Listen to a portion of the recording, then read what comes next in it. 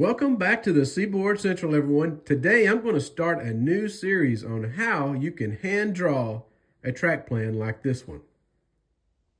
Now, before I started designing my Seaboard Central, one of the first things I did was draw a track plan. All right, I like to draw my track plans on poster board, and I actually found this one with a grid pattern. If you look closely, you can see it. So that makes it a little bit easier if you can find something like this. Next up, I like a mechanical pencil. I use a mechanical pencil and a pink eraser in case you make mistakes. Also, I like to use a mechanical ruler. Now you can find all these things at office supply stores or online at a place like Amazon. Next up, I like to use one of these compass tools. This helps to draw my curves. And also, you'll need a tape measure to measure the space that you have available. Now, this tool may be a little bit harder to come by since most folks these days use computer-aided design when making track plans, but this was a template offered by Pacific Rail Products, and then you can notice it has a number of different curves, your turnouts, even crossings, and the ability to do double track. We won't be using this today, but I thought I'd show it. I have used it in the past. All right, next up, using the tape measure, I'm going to make some notes on a piece of paper where I can list the dimensions of the room. And you'll notice that I did include where the door openings are and how much space I have here. Also, anything like window openings. So here I have the dimensions of the room I can use to create my track plan. Now I'm going to make use of these grid lines to help me draw the line.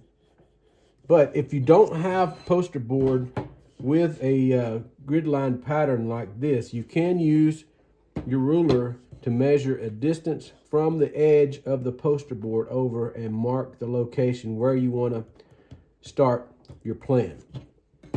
Here, I'm just going to make use of this grid pattern, and I can establish my walls.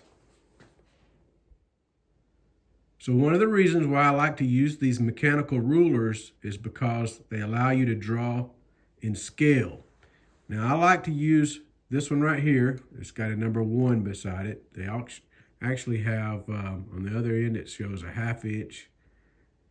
You can see, and these are just drafting rulers. Now I'm treating this area as 1 foot.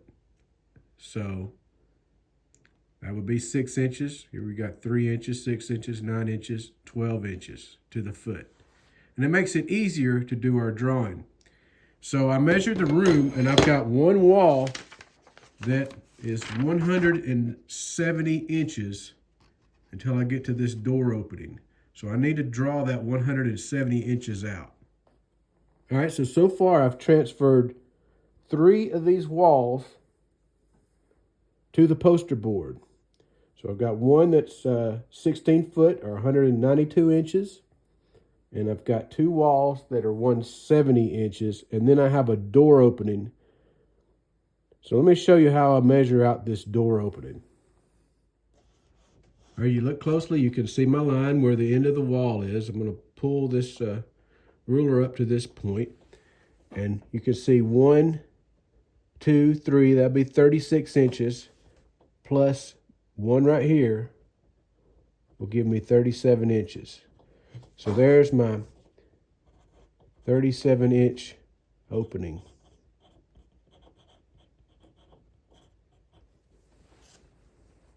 Now next up I have a short 12-inch section here. So I'll just draw a 12-inch line to represent that short wall there. All right, now I've transferred the interior dimensions of the room for the space that I have available to build phase 2 of the layout.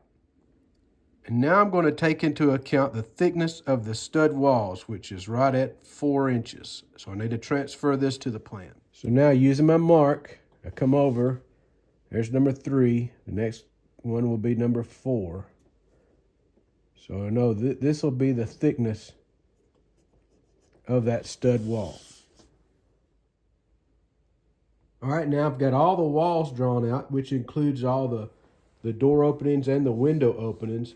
And just to make my personal notes for the walls, what I like to do is do something like some little hash marks to note that these are walls, something like that.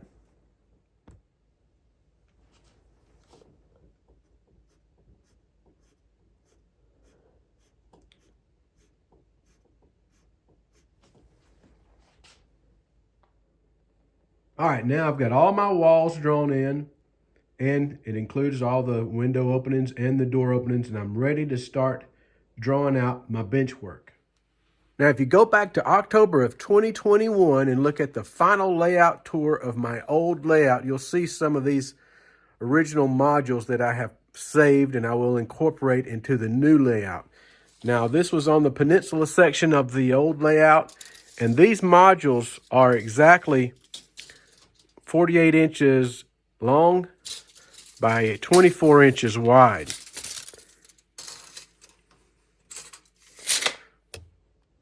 Now, this is the actual plan that I drew up for that industrial park that made up the peninsula section of my old layout. And it could be its own layout and own switching layout in itself. It included the Argos cement facility that got cement hoppers here and sand hoppers here. And then this was a plastic pellet facility where you could spot up, each track will hold 4 plastic pellet hoppers. And then this was a warehouse that received box cars or tank cars on the outside.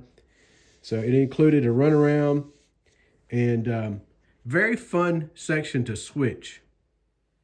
Now, I'm not going to be able to incorporate this 16-foot long peninsula section into the new room because my widest wall is actually 16 feet. And so, but I am going to separate these out. These are 2-foot by 4-foot modules, and I'm going to have the Argo cement facility located right here in this position. So let's start out drawing some of the bench work now. So here's where the current layout will come into this room. And what we're going to deal with is this particular wall right here. So I'm going to show you how I'm laying this bench work out for here. All right, for reference, I've drawn in where the existing layout, and here's the duck under, where it fits in. Now, I was able to get 3 4-foot sections, and I had to come up with the transition piece right here. So this is where it will curve in to this room and start at Argos cement right here. Now you can see here I've filled in and put all 2-foot by 4-foot modules.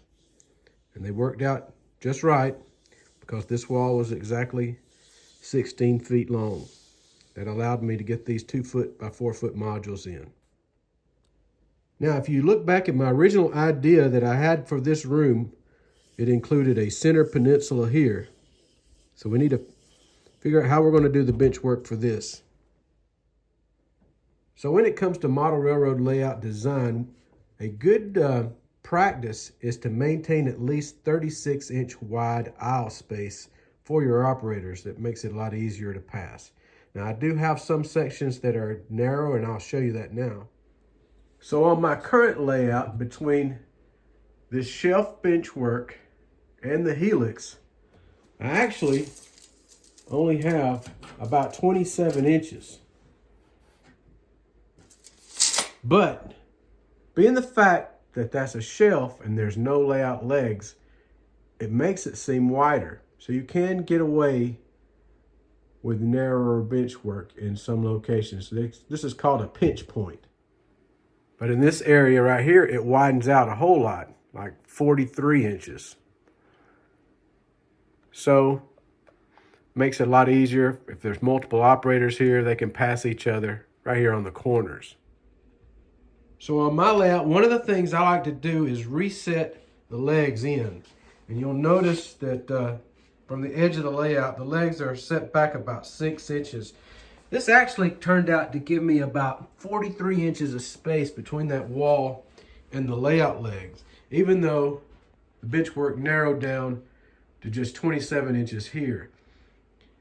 It keeps you from accidentally kicking those layout legs when people bring them all the way up to the edge of the layout. So on phase 2, we can actually get away with a 36-inch wide aisle space here. So I'm coming out to 36 inches.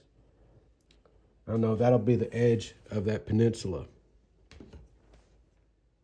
I can also do the same thing on this other side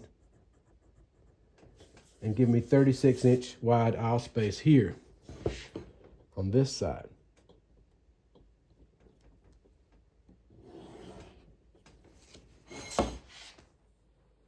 All right, so I've got all the bench work drawn out, and I did maintain 36-inch aisle width here.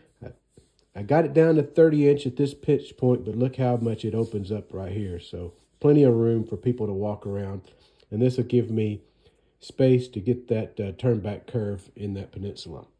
So that's going to be it for this video. Be sure to tune in to next week, and we'll start drawing out the main line. So until then, I'm Tim Garland. Thanks for watching the Seaboard Central, and happy model railroading, everyone.